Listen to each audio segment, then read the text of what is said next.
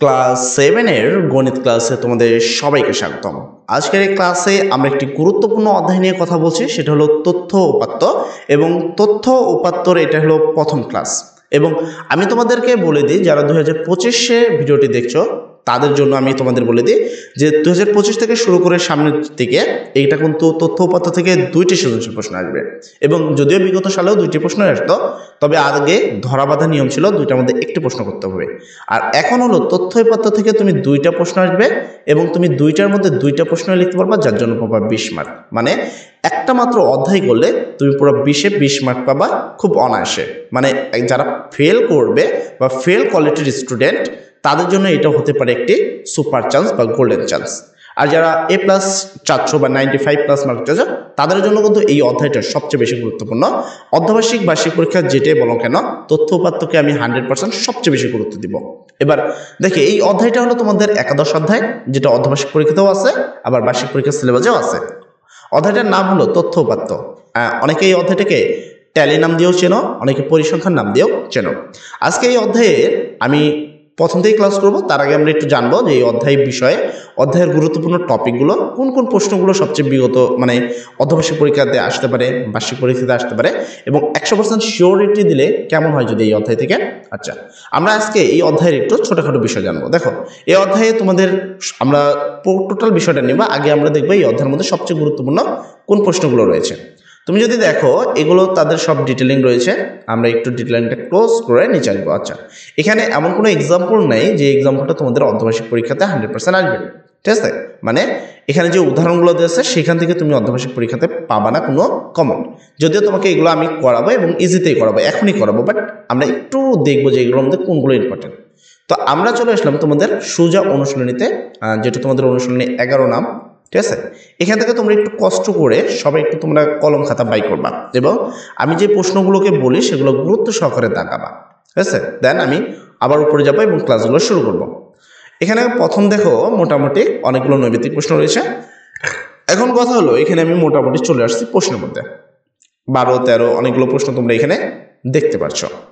তো এখানের মধ্যে যদি আমি তোমাদেরকে সবচেয়ে বেশি গুরুত্ব দিই, আমি বলবো 14 নম্বর প্রশ্ন নম্বর 14কে খুবই গুরুত্ব সহকারে করবা এবং এটাকে তুমি 100% শিওর রাখো যে অর্ধবার্ষিক এবং বার্ষিক পরীক্ষার মধ্যে এখান থেকে তুমি একটা প্রশ্ন কমন পাবা। কত নম্বর? 14 নম্বর। 14 number is very very important, ঠিক আছে? অর্ধবার্ষিক অ্যান্ড বার্ষিক মানে half yearly exam and yearly এক্সামের জন্য। দেন 15 নম্বরটা আমরা করবো না। তারপর আমরা চলে আসবো নিচের দিকে। নিচের দিকে যদি তুমি খেয়াল করো, এখানে তোমাদের জন্য একটা প্রশ্ন রয়েছে, প্রশ্ন নম্বর 20, ঠিক আছে? প্রশ্ন নম্বর 20।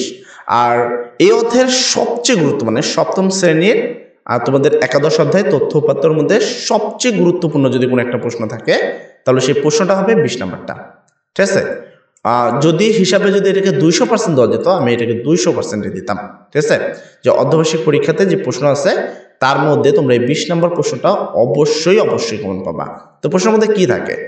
সচরাচর অর্ধবার্ষিক পরীক্ষাতে এরকম প্রশ্ন তোমরা 100% কমন পাবা। কেননা দেখো, সপ্তম শ্রেণীর যে 20 জন শিক্ষার্থী রয়েছে এখানে কিছু এরকম এলোমেলো সংখ্যা থাকে। আমি এটা বলছি না যে এই সংখ্যাগুলোই থাকবে, তবে থাকতে পারে। তো উপাত্ত কত প্রকার ও কি কি? প্রশ্নটা এখানে একটু চেঞ্জ আসতে পারে। ক নম্বরে অবিন্যস্ত উপাত্ত কাকে বলে, বিন্যস্ত উপাত্ত কাকে বলে, কেন্দ্রীয় প্রবণতা কাকে বলে, এখানে এই ধরনের ক নম্বর প্রশ্নটা চেঞ্জ আসতে পারে। মানে ক নম্বরটা আমি একবারে হুবহু বলবো না, বাট আমি খ নম্বর এবং গ নম্বরকে একবারে হুবহু 100% দেবো তোমাকে। ক নম্বরটা তো উপাত্ত কত প্রকার ও কি কি এরকম প্রশ্ন আসতে পারে, অথবা অবিন্যস্ত উপাত্ত কাকে বলে, বিন্যস্ত উপাত্ত কাকে বলে, তারপর তোমার মধ্যকের সূত্র লেখো, প্রচুরকের সূত্র লেখা, অথবা কেন্দ্রীয় প্রবণতা কি। ক নম্বরে এই প্রশ্নগুলো আসতে পারে। আচ্ছা, মোটামুটি আমার ক নম্বর গেল। খ নম্বরে আসবে 5 শ্রেণী ব্যাপ্তি নিয়ে সারণী তৈরি করো। 100% প্রশ্ন আসবে। প্রাপ্ত সারণী থেকে আয়তলেখ অঙ্কন করো। এটাকেও আমি 100% শিওরিটি দেবো যে এখান থেকে প্রশ্ন আসবে। তোমরা এইখান থেকে মানে এই অধ্যায় থেকে যদি কোনো একটা গুরুত্বপূর্ণ প্রশ্ন নাও তাহলে আমি তোমাদের এই 20 নম্বরটাকে 100% গুরুত্ব দেবো। আমি বলবো যে এই 20 নম্বর প্রশ্নটা অবশ্যই করে যাবা। প্রত্যেকটা শিক্ষার্থী এই 20 নম্বর প্রশ্নটা করে যাবা। আচ্ছা, এটা গেল আমাদের 100% শিওরিটি। এবার আমরা কিছু 80% শিওরিটি দিব, যেগুলোর মধ্যে তোমাদের প্রশ্ন মানে আসবে আর কি। তো তোমরা এখানে যদি 80% শিওরিটি দিই, সেক্ষেত্রে তোমরা এখানে একটা দেখতে পাচ্ছ, প্রশ্ন নম্বর 17 নম্বরে প্রচুরক নির্ণয় করো বা আয়তলেখ অঙ্কন করো। এটাকে তোমরা দিবা 80% গ্যারান্টি। কারণ এখান থেকে দুইটা সৃজনশীল আসবে।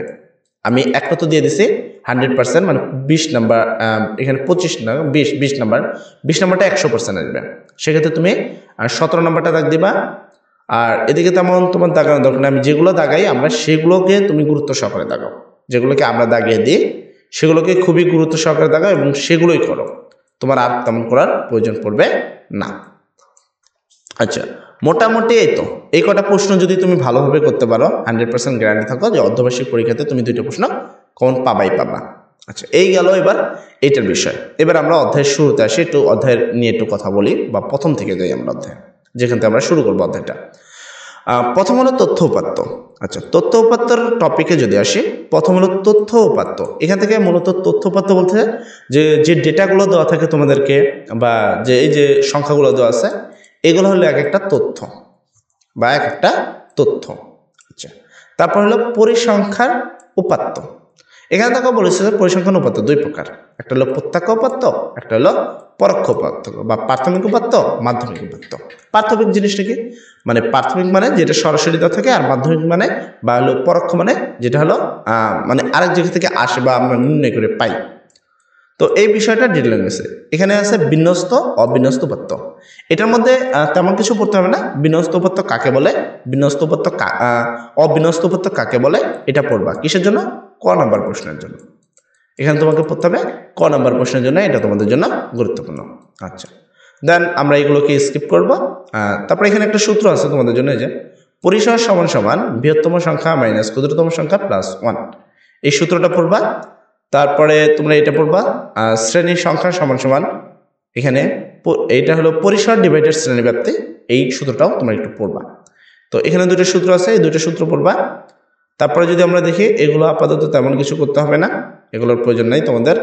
আচ্ছা, গণসংখ্যার আয়তলেখ, গণসংখ্যার আয়তলেখ লিখতে গেলে একটা লিখিত লিখতে হয়। যেমন আমি এখানে তোমাকে একটা আয়তলেখ দেখবো, এই যে এখানে যে কোনো একটা আয়তলেখের লিখিত তোমাকে মুখস্থ করতে হবে।